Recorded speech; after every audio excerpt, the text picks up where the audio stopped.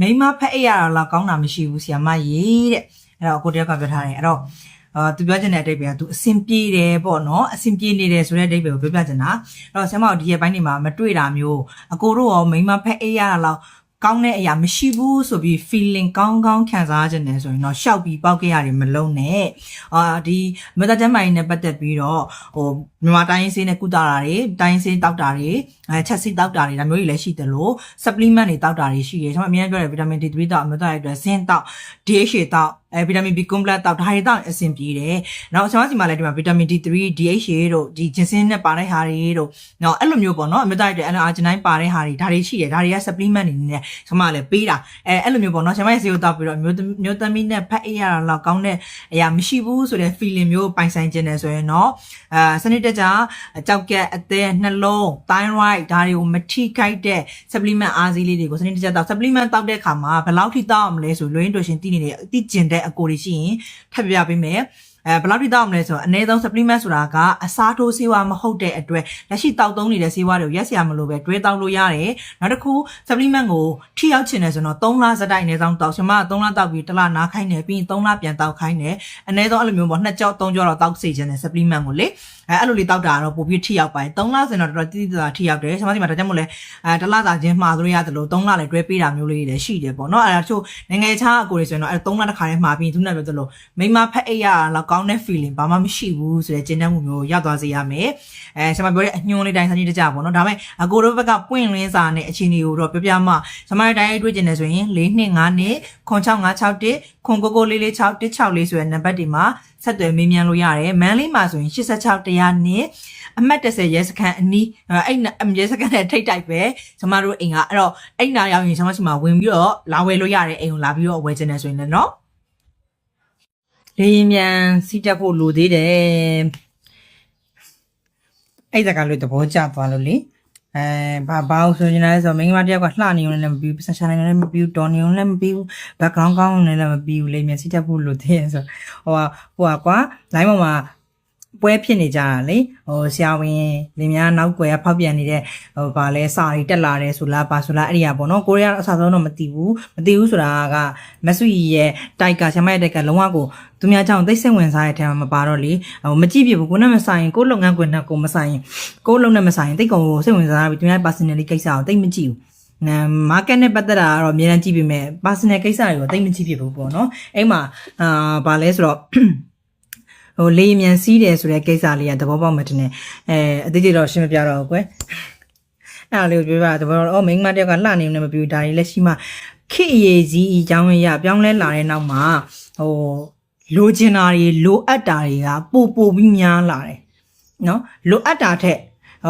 ဆက်ဆံနေဆိုတဲ့ကိစ္စတစ်ခုကလိုအပ်တဲ့အရာတစ်ခုဖိုးမတဘာဝအရာခန္ဓာပယရလိုအပ်တဲ့တစ်ခုဒါပေမဲ့လိုအပ်တာထက်လိုချင်တာတွေကပေါ်လာတဲ့အခါမှာအရင်ခေတ်လွန်ခဲ့တဲ့အဆယ်စုနှစ်တစုလောက်ကအဲ့လိုပစ္စည်းတွေမပေါ်သေးဘူးအခုနောက်ပိုင်းမှာအဲ့လိုချင်တာတွေထက်ကိုsorry လိုအပ်တာတွေထက်ကိုလိုချင်တာတွေပိုများလာတဲ့အတွက်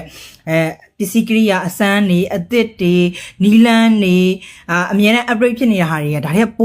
ကပိုများလာတာပေါ့နော်အဲ့ဒီခါမှာကျွန်တော်နဲ့ဘာဆိုင်လဲဆိုတော့ဆိုင်တဲ့နေရာတစ်ခွက်ကတော့ရွေးချယ်မှုကမှားသွားရင်ကိုပဲခံရမှာအဲ့တော့ကျွန်တော်ဒီမှာဒီနေ့ဖုန်းဆက်တဲ့သူတွေဆိုလဲ60ရှိပြီပေါ့နော်သူနောက်ထပ်အိမ်အောင်ပြုတ်မှာသူမျိုးကတော့သူထက်ငယ်တယ်ပေါ့ဒါပေမဲ့အဲ့ဒီမှာအဆင်မပြေခြင်းလို့ဆေးထိုးခြင်းလို့ပါဆိုဖုန်းဆက်တာရှိတယ်ဒါတွေကရွေးချယ်မှုမှားစေနိုင်တယ်အသက်အရွယ်ရအောင်ပေါ့နော်အဲ့တော့ဖီလာထိုးရင်လည်းတစ်နှစ်ပဲခံပါလို့ကျွန်တော်တစ်ခါလေးပြောလိုက်တယ်ပေါ့နော်အဲ့တော့ကျမရေးပဲ queue ဆိုင်လိုက်ပါစားတောက်နေထိုင်မှုလည်း queue ဆိုင်လိုက်ပါအဲ့အနေလေး queue ဆိုင်လိုက်ပါဗီတာမင် D3 နဲ့zinc တွေဗီတာမင် B complex ပါတဲ့ဟာလေးတွေဂျင်ဆင်းဆေးလေးတွေတောက်လိုက်ပါဒါလေးတွေဆိုရင်အဆင်ပြေတယ်အများကြီးမလိုဘူးလို့အမြဲတမ်းလည်းပြောခဲ့ဘူးတယ်ဟိုတုန်းကလည်းပြောခဲ့ပြီးဆရာမရှင်းပြတာလေးတွေကကျွန်တော်တို့အကျိုးရှိလို့ပါဆိုပြီးလာပြီးဖုန်းဆက်ပြီးတော့တိုင်ပင်ကြတယ်ဆရာမစီကဆေးတွေဝယ်ကြတဲ့သူတွေအားလုံးကိုလည်းကျေးဇူးတင်တယ်အဲ့တော့လူတွေရဲ့စိတ်ကအဖို့မတဘာဝရဒါကလိုအပ်တာဒါပေမဲ့လိုအပ်တာတဲ့ကိုလိုချင်တာကအဆင့်တွေ upgrade တွေတက်လာတာဆိုတော့လေဘာတွေပြောရမှန်းတော့မသိဘူးပေါ့နော်လမ်းတွေများလာတဲ့အခါမှာလမ်းမတွေတော့မရောက်စေချင်ဘူးပေါ့ရှင်ဒါပါပဲဘုဒ္ဓငယ်ကြီးကနေဟုတ်ဟုတ်တယ်ဘာလို့ဘာမှဟိုင်းရလဲရှိပါတယ်မလည်းကျွန်တော်အဲ့ကျွန်တော်မှခါမီးသေးတယ်အမှပြီးတော့အဲ့လည်းကျွန်တော်မဝယ်ကြည့်တော့မွေးတော့ကျွန်တော်မဟုတ်အဲ့နဲ့ပြီးတော့ကျွန်တော်ပြောတာပဲဒီက ဒီအဲ့တော့ဒီကပိုးတောင်းလေဒီကျွန်တော်ပိုင်ရောမှာလေအမပိုင်ရောမှာတိုက်ခိုင်းပြီး ဟုတ်ကဲ့ ဒီဝီကိုကြည့်လို့ဘာမှလည်းမကြည့်ရနဲ့ပဲ ဟုတ် ကျွန်တော်ကျွန်တော်ပြည်တယ်ဒီမှာလည်းရတယ် ဟုတ်ကဲ့ကျွန်တော်လည်းဟို Viber ရဲ့ page တွေရဲ့ TikTok တွေရဲ့ဆိုတော့များနေတော့လေဟုတ်ကဲ့အခုတငယ်ချင်းတော့တောက်လို့အဆင်ပြေတယ်ဆိုရင်အခုခုနကလို့ကျွန်မရွေးချယ်ပေးလာမယ်ကိုရွေးချယ်ရလဲများနေမှာသိတယ်ဘာရွေးချယ်ရမှမသိဘူးအကိုရဲ့အနေထားကိုလည်းအခုပြောရလေးချာနှောင်းကြည့်ပါကျွန်မသဘောပေါက်တယ်ကျွန်မတို့ကျွန်မအခုဘာပို့ပြီးလို့အဲ့နေဆိုသဘောပေါက်တယ်ဟိုအဓိကပေါ့ဘာလည်းမဖြစ်တာမလန်းဆန်းတာတွေပေါ့နော်ကျွန်မသဘောပေါက်ပါတယ်ကိုနော်အဲ့တော့အကိုကိုကျွန်မဘတ်ဂျက်နိုင်တယ်ဆိုရင်တော့ဘာလေးပြပေးမလဲဆိုရင်ခုနက2,900,000တန်လေးကိုယူရှော့ကျင်3,900,000ခွဲတန်ကိုယူအကိုတငယ်ချင်းတောက်တဲ့ဟာယူခြင်းနဲ့ဆိုလည်းရတယ်အကို3မျိုး try လို့ရတယ်2,900,000တန်ယူလို့ရတယ်3,900,000ခွဲတန်ယူလို့ရတယ်နောက်တစ်ခုဟိုခုနပြောတဲ့ဟိုလေးလည်းယူလို့ရတယ်ခုန9,000ကို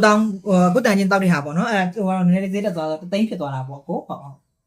ဟုတ်ကဲ့တော့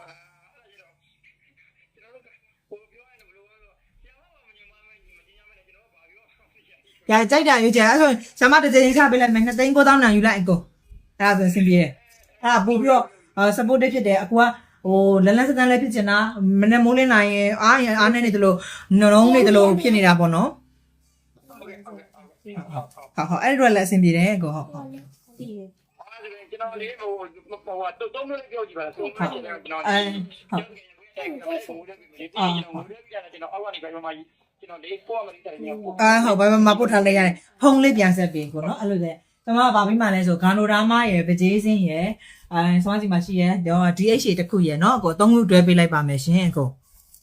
ဟုတ်ကဲ့ဟုတ်3မျိုးတွဲလာမှာအကိုရေးပေးလိုက်မယ်အမျိုးပါလေအကုန်ဟုတ်ကဲ့29တော့စက်ခုံခွဲရကြတော့အကို coffee သီးတယ်မယ် coffee အဲ့ coffee ထဲမှာတော့အကုန်တော့ပါတယ်လိုအပ်တဲ့ဓာတ်တွေအကုန်လုံးတော့ပါတယ်ပေါ့နော်ဂါနိုပါတယ်ခုနပြောတဲ့ဂါနိုလည်းပါတယ်ဇင်းလည်းပါတယ်